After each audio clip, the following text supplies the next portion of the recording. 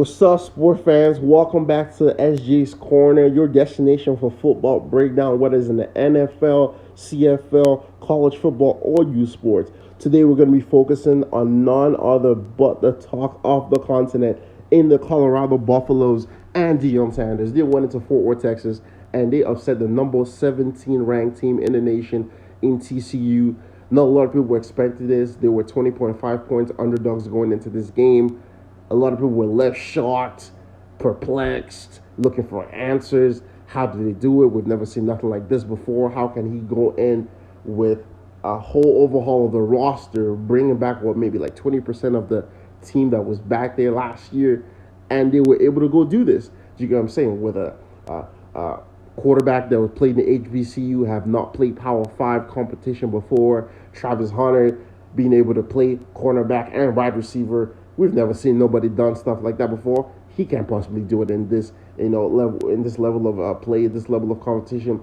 Who is this kid, Dylan Edwards, and how is it dusting this Power 5 defense? He's a true freshman. Do you get what I'm saying? 18 years of age, I believe, and he had 4 touchdowns in this game. Do you know what I'm saying? Like, it was mad, and he led the team to receive it. Who were these players? How were they able to execute on offense? Obviously, they gave up give up some points on defense, but that's not what I'm focusing on, because I'm all offense in this game. At least 90% of what I'm going to be talking about is on offense. But yeah, before we get into it, do me a favor, go ahead and subscribe to this channel. Leave me a like. Obviously, at the end, I want you to give me your thoughts about this game. Are they going to be able to sustain this? But yeah, let's get into it, man. Right from the top here, I watched this game from start to finish. I can't remember the last time I actually was excited to watch a college football game. I'm usually just the NFL and youth sports and maybe some CFL games. But man, Deion Sanders has turned me into a fan, and I can't help but watch. They are must-see television. Do you get what I'm saying? So let's start off here. We got all the Deion Sanders, most of his snaps or his best plays from this game.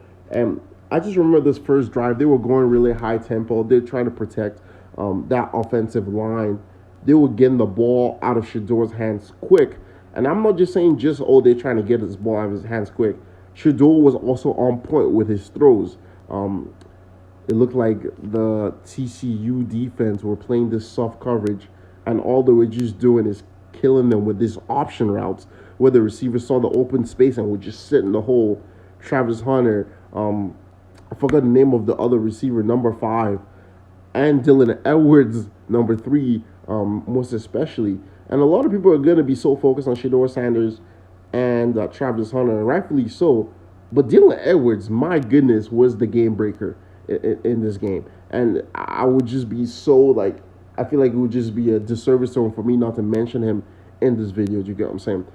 So let's go back to this touchdown here, the first touchdown of the game. They're running sort of this rob. You got 2 slants coming from the 2 wideouts here. Let's get it again. And then you have Dylan in the flats. And obviously, right away, you can just see miscommunication in the TCU defense. Wide open, Dylan Edwards is. And you know what's so funny? When we go later at the end of this video, I'm going to show you a similar play where TCU runs this exact same play on their offense, and Colorado was sound defensively on their assignments, and Travis Hunter obviously makes that ridiculous play. But I'm going to get back to that later. So first drive, they go down, march it down the field, score. Second drive, the same thing. They were going high tempo, hurry up offense. Look at that soft coverage again. He gets the ball out of his hands. Makes his receivers go and make plays. He wasn't trying to keep this make this so complicated, you know what I'm saying? A lot of people were like, oh, but they only rushed for 55 yards. Bro, this short, quick game, you have to view it as an extension of the run game, in my opinion. You're trying to keep your quarterback clean, right? Get him comfortable as soon as you can, get him in the rhythm, and protect your O-line as well. And this is what I just love from the offensive coordinator. Apparently, he was a head coach last year. I don't have his name. Maybe I'll find it later. And he just did such a great job of getting Shador, comfortable right early in this game. And as soon as he got in that zone, it looked like one of those days like, man, you're not stopping this guy. You get what I'm saying? And I seen more film. Um, Shout out to this guy, QB School, did a whole breakdown of Shador's performances, and bro, some of the DB play from TCU was like abominable. If I'm being really honest with you get what I'm saying? Like they were so soft. They said they have some pretty good corners that should be going in the first round next year, but I don't know if I saw enough of that play today. Like here again, just running into the space real quick there and just getting the ball out of his hands. And this was just how they were picking apart the TCU defense. First down here, but it's just dumping the ball at 5 yards and the receivers making plays. And he had some of these special throws as well. This is a second and 14. It's a shallow post here, and he hits him right in stride.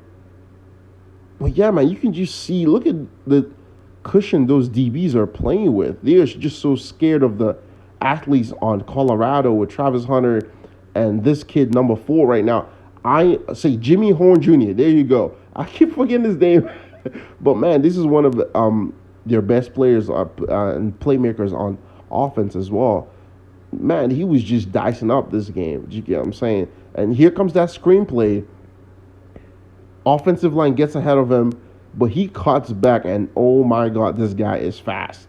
And honestly, I've been watching those like documentary series that Deion Sanders kid has been posting on Well Off Media. Shout out to them, by the way. They do a great job. And this kid, Dylan Edwards, is always breaking a long run in practice.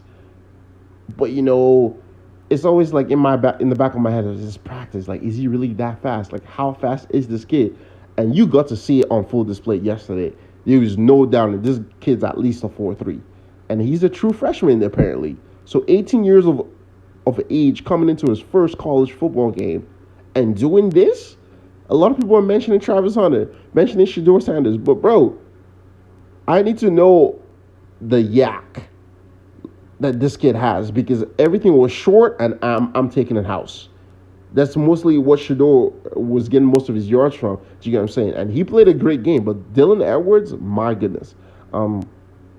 Here again, an RPO, sees that linebacker vacate and create some space there. He's going to pull this and just get the ball out of his hands quick. And, I think TCU did have 4 sacks today. But, bro, when you're passing for 5'10", with no interceptions, clearly that is not getting to you. And here's another dart, man. You know what's so funny? They dropped 2 of these. Travis Hunter dropped a deep ball and Jimmy Horn dropped a deep ball, both dots from Shador. And, like I said, I don't blame the people that had doubts that they were going to be able to do this. But if you watched any game film of these guys, they were true ballers. Like, I never had a doubt that Travis Hunter was a raw athlete and was going to be able to do this. For God's sakes, I'm pretty sure it was the number 1 recruit in the nation like 2 years ago. So, of course, he was going to be able to do this. Do you get what I'm saying? Let me just go back to that dot one more time, bro. This is literally middle of the field, drops it in a bucket on the sideline. You know what I'm saying? Like, that is a legit throw. And now you're getting Heisman shouts from this for this guy, him, Travis Hunter, and Dylan Edwards should be mentioned in that as well. But like I said, offensive coordinator did a great job getting him comfortable earlier in the game. And as soon as they got to the mid parts of this game, third quarter, fourth quarter, where he had to obviously come in and win this game, because TCU they were going, punch for punch, because TCU ran for 262 yards this game. They didn't stop him much on that run defense for Colorado. Do you get what I'm saying? But here again, just giving his wide receiver a chance to make a play. We love this. I'm a receiver, and it's like, just give me a chance. Give me a chance, give me a chance, give me a chance. Like, that's all we want. Like, don't overcomplicate it when it's time to win the game. Put the ball in your best player's hand. Put the ball in your playmaker's hands. We don't want to see running the ball when it's time to go. We got to give the people, what they want to see. They paid their money. They spent the emotional investment. in this game to watch. Like, show them what they want to see. Do you get what I'm saying? And Travis Hunter was such a dog this game. He played over 120 snaps. I don't know the official number. I've seen like three different numbers, but he played a lot. You know, playing corner and playing wide receiver. He had like what, 119 receiving yards for like 11 catches and a touchdown. I think I didn't even get that his touchdown on offense here on this clip, but here again, Shador escaping the pocket and finding Jimmy Horn on the scramble deal. This is what I love when receivers find out that their quarterback is in trouble. They work for him. You know, you can see it here on the replay, right? He has an initial a post pattern, sees Shador out of the pocket, and he turns this into an automatic corner. Like I mentioned, again, shout out to QB School again for showing like sort of the end zone or like even like the better game from where you can see what's happening in the entire field. Shador didn't need to escape the pocket here because Jimmy Horn was open on the initial post route, and I believe TCU was only rushing 3. QB School said, "Listen, you could have gone rid of this ball earlier on the first post, and it would have been no problem." So maybe that's something that Shador's going to look back on the film later, and they're going to adjust. But listen, I still love that. Listen, if you're going to mess up, at least make sure you make the defense pay regardless. And touchdown. You get what I'm saying? Jimmy Horn didn't have his best game. I don't think he had a drop ball that I mentioned earlier on the deep pass. But listen, he came back, came through for them.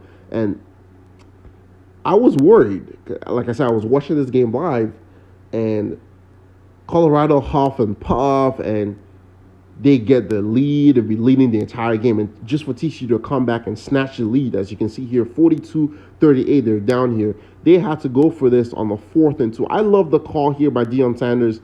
Your defense is struggling. I'm going to live and die by my best playmakers. Like I've said before, make them make the plays. I can sleep good at night if they can't win the game for me because I know they've worked hard for it. They've earned this opportunity. And here comes Dylan Edwards again. 4th and 2. Who do I call the play on for? They run those rub clear out slants. All 3 receivers. Look at them all going inside. And you have Dylan Edwards coming from the other side. This is such a great play call. And look at this. This looks like such an easy pass here from Shador. But the fact that he can put this ball so that Dylan can catch this in stride and just allows him to get right into his sprints. And here he goes again. And TCU has all these big linebackers. You're going to have to find some DBs to match up with Dylan Edwards. He's not playing with y'all. A little hezzy move right here. Oh, I'm gone. And it's just so easy for this guy, man. Like, first quarter, right? That first drive, he was trying to run too fast. And I think he almost hurt himself. But Deion calmed him on the sideline, gave him like 2-3 snaps off, and he came back and he had such a terrific game, man. It's such a matchup nightmare. You get what I'm saying? And I don't know what I've seen to say to suggest that they can't carry on this sort of performances. So let's go back to early in the game. Obviously, he had 4 touchdowns this game. So he had 3 receiving touchdowns and one rushing touchdown. This was the rushing touchdown here. I have a sort of a power option, causes the defensive end to commit, gets the ball tossed out to him, easy touchdown, man. And man, just the offensive play calling I thought was terrific. And people can say, 55 rushing yards. Bro, your best players are your quarterbacks. You have a change of pace running back and receivers. So the strength of your offense is clearly on your wide side. They made plays when they had to, and you had to pass the ball this game. You had to pass the ball this game. And so here's the same sort of play that TCU ran, right? We've seen Colorado convert on 2 of those where they ran those rob slants coming inside, but they were not as sound on the defensive assignments, TCU. And here's the same thing. TCU runs this play, but look at Colorado passing off each slant, knowing someone else is coming to replace, especially from, I don't even know if that's the inside linebacker. He sees it. He passes off the running back.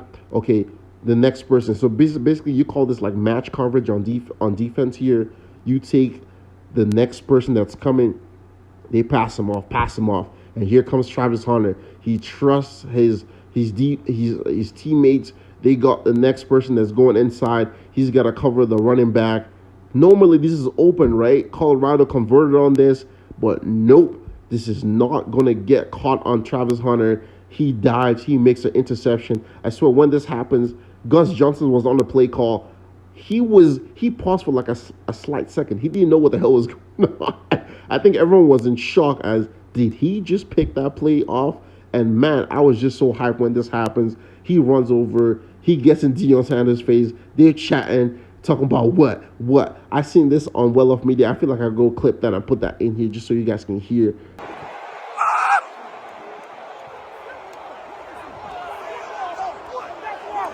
That's one. Good job, champ. Man, it was just such a terrific game of football to watch. And I'm going to be there next week when they play Nebraska. You're going to be there when they play next week against Nebraska. They have the Saturday game at noon again. Everyone's going to be watching. What did they got for us? That's going to be first game back at Folsom Field. I know that student section is going to be hyped. They're going to be going crazy. How are they going to lose that game to Nebraska? I just don't see it right now. I'm pretty sure Nebraska lost their game. I'm going to go check to make sure that I'm right on that one. But man, what a start.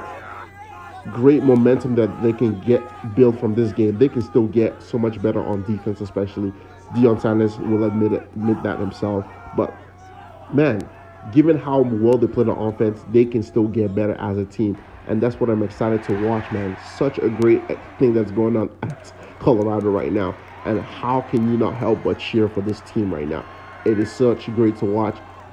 Deion Sanders coming from where he's came as a professional athlete, dominant at his position, switch over to coaching, go in with some of these keys. Like he said, he's coaching Dylan Edwards since he was 3-4 years old.